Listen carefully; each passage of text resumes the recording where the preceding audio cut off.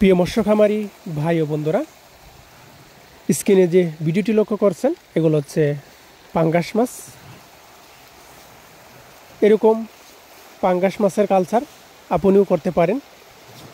আমাদের কাছ থেকে ছোট্ট সাইজের পাঙ্গাস মাছ সংগ্রহ করে এরকমভাবে পাঙ্গাস মাছের কালচার আপনি খুবই সহজভাবে অল্প সময়ে চাষ করতে পারেন।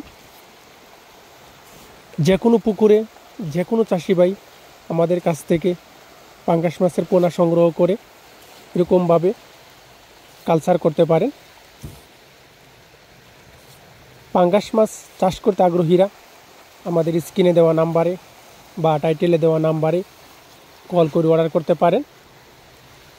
আমরা সমগ্র বাংলাদেশে থাই পাঙ্গাস মাছ বা অন্যান্য কাপজাতীয় মাছের পোনা সরাসরি হোম ডেলিভারি দিয়ে থাকি।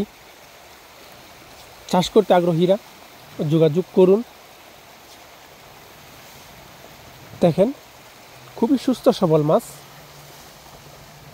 খাবার খাওয়ানো হচ্ছে।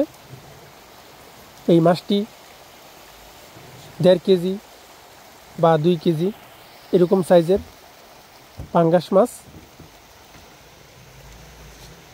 চাষ করতে আগ্রহীরা যোগাযোগ করুন। প্রিয় ভিউয়ার্স, তো আজ এ পর্যন্তই।